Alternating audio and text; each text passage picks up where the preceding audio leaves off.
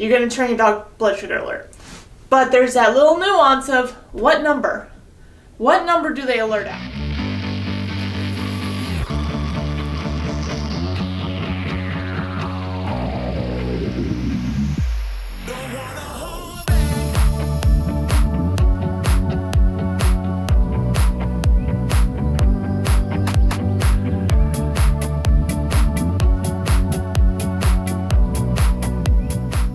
Hey guys, welcome back to the channel, and if you're new here, my name's Casey, and this is my service dog in training, Kenobi, and my service dog is under the table currently. Today I just wanted to do a quick short video to help those that are maybe struggling trying to figure out what tasks they want their service dog to do. So Kenobi is my third service dog, so at this point I kind of understand my needs that I need from a service dog, my personal needs, and what tasks I'm looking for. But those just starting out might be doing what the service dog community calls tasks shopping, which is generally frowned upon, but I understand. You're new, you don't know, and you figure there's just a list that every service dog can do, and you're just like, okay, give me the list and let me pick out what works for me. But the thing is, everyone's a little different, all right? Every disability is a little different. Even if you have two people with the same illness, a lot of times that disability or illness has a pretty long list of symptoms, and you might experience those a little differently than others. Now for me, the one that I like to share, although I have a couple disabilities, the one I'm very out front with is my blood sugar. So blood sugar is one of those things that it's pretty consistent. Now you get really in the nitty gritty of it, it can be a little different. Some people might have lower lows, might have higher highs than other people. I find personally I am super sensitive to my blood sugar changes. Just the way my body is, I'm just super sensitive. So my dogs are trained to alert me when I drop below or to blood sugar of 80, right? So that's my number. That's what works for me personally. Other people might have it higher, might have it lower. It just depends on how sensitive they are. Yes, blood sugar alert, okay, that's pretty broad. You have diabetes, you're gonna turn your dog blood sugar alert. But there's that little nuance of what number? What number do they alert at? And yes, they are that smart that they can figure out exactly the number. You can tune your dog to the number you want them to alert at, and they'll alert at that number. It's pretty amazing. So same thing with other things. Okay, we can go broad guiding, right? We can go, yes, you could teach your dog to guide, but how? Do you want them to guide you to an exit? Do you want them to guide you to a chair so you can sit down? Do you want them to guide you to another person maybe you're shopping with? You know, yes, we can go really broad, but you really got to narrow it down to you. What do you need?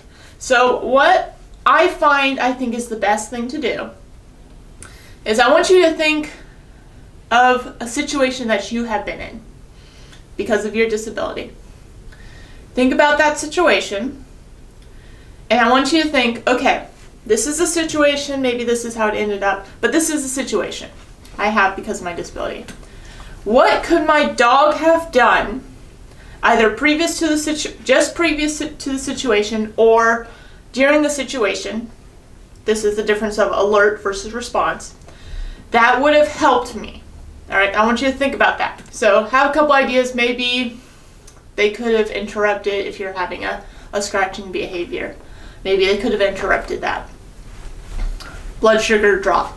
Maybe they could have alerted me to that. Maybe you're starting to get overwhelmed. Maybe they could have snapped you out of it, right? Same as interruption. Maybe you're dizzy.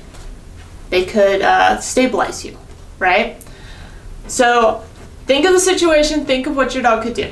Don't worry about it being too crazy at first, right? Just think about it. Because some of you might think of some things, think of something and then you're like, oh, that's too unrealistic. And you might be right, you might not. Who knows? It kind of depends on your knowledge or what exactly it is, right? And I can't answer everyone's question, although if you want to post in the comments, I will be more than happy to try, but I don't know you personally, so I can only help so much. That goes the same with anyone else that's on the internet. Our dogs are awesome, but don't think that they're super and they can read your mind, all right? So this goes to the next point.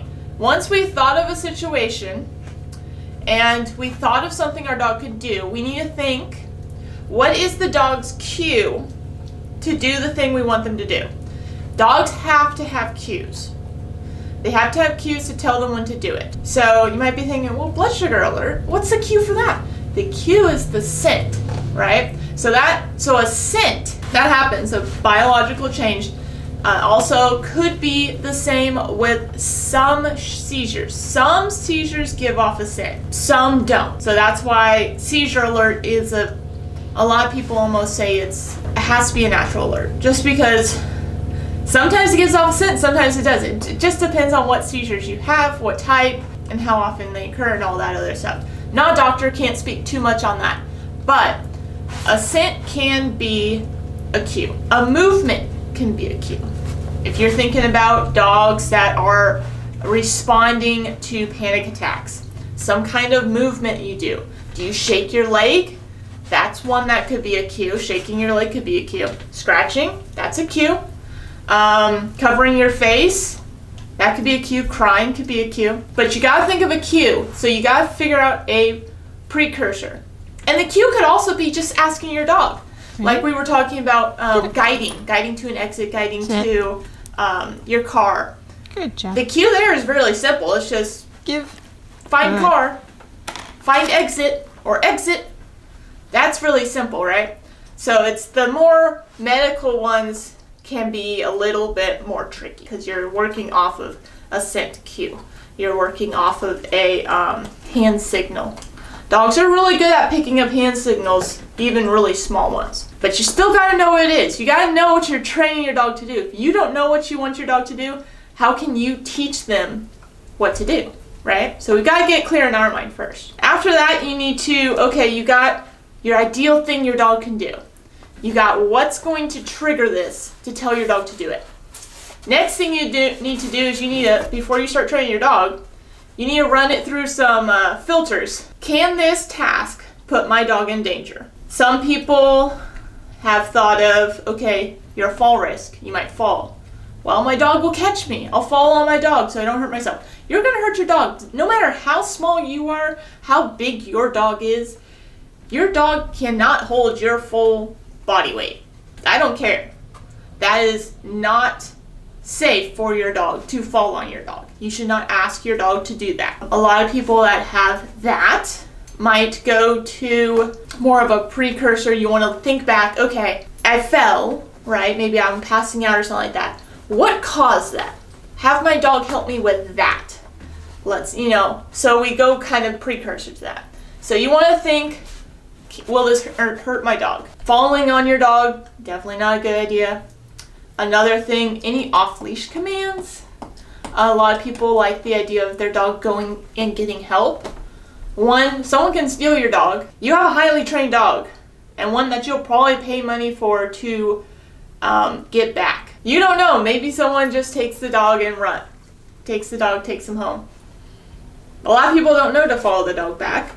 That's a whole Lassie syndrome, right? Timmy fell down the well. In my mind, that's too super dog, and it's not for the world that we live in today. Someone could steal your dog, someone hurt your dog, they don't know. This is a Belgian Malinois, right? This looks like a scary dog, especially if they put tap gear on him. It looks like a police dog. Someone sees this running around off leash, maybe they get scared. The dog's trying to approach them, they don't know if it's friendly or not. Maybe they try to injure my dog.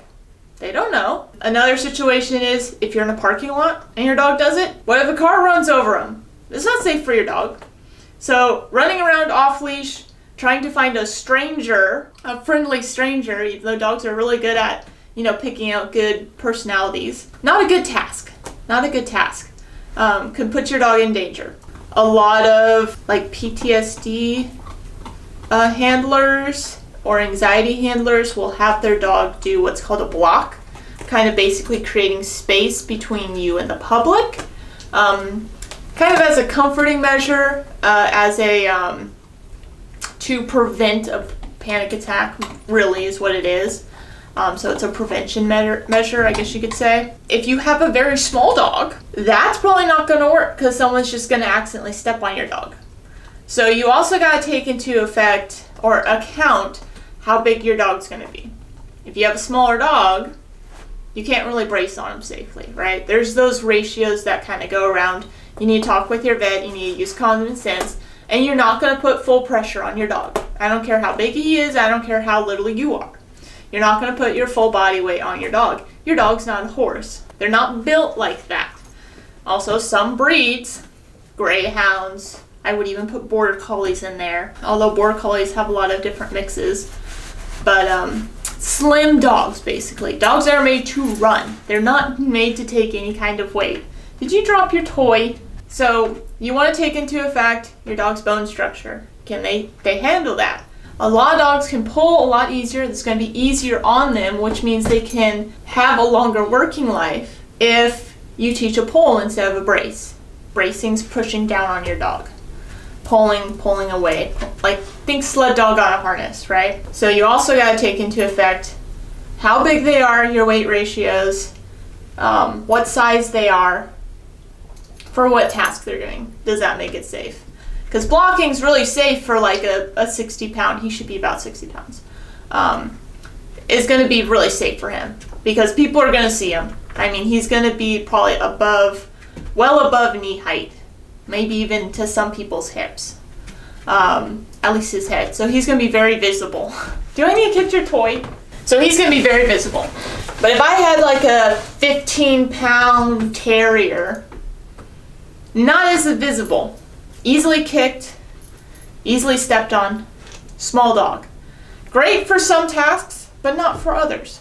Again, with retrieval. Retrieval is a very easy task that a lot of people do. Hey, come here. I think he's about done. So I'll finish this up. So yeah, retrieval, also another thing. If you have a small dog, they can pick up a lot of small objects, but a little 10-pound Chihuahua who can easily pick up your keys and jump onto your lap if you're in a wheelchair and hand you your keys, or maybe even your wallet if it's not super heavy, probably is not going to be able to pick up a full water bottle. But someone like this could. This guy, even my border collie has a hard time picking up a full water bottle. When I have her retrieve water bottles, I'll have her retrieve the little mini ones. So you got to think about that. And usually you want to think about this before you get a dog. So if you are thinking about getting a service dog and you're picking a breed, you're looking at what kind of dog do I need. You can do some of this paperwork, essentially, homework, before you get your dog. Okay, this is what I need. This situation is one that I run into with my disability. This is what I think my dog can do. This is what's going to cue the dog to do it. It's safe for the dog to do if he is this size. So I hope that helps. I think that's about everything in a quick little nutshell. Hopefully this video wasn't too long. I have been talking for a little bit, but I hope you guys found this helpful. If you did, please smash that thumbs up button. And if you want to see more content from me, go ahead and hit the subscribe. We have a lot of puppy content right now because I am raising Kenobi, my service dog in training. And I'll have a link for his vlogs in the description down below. I will see you next time. Bye!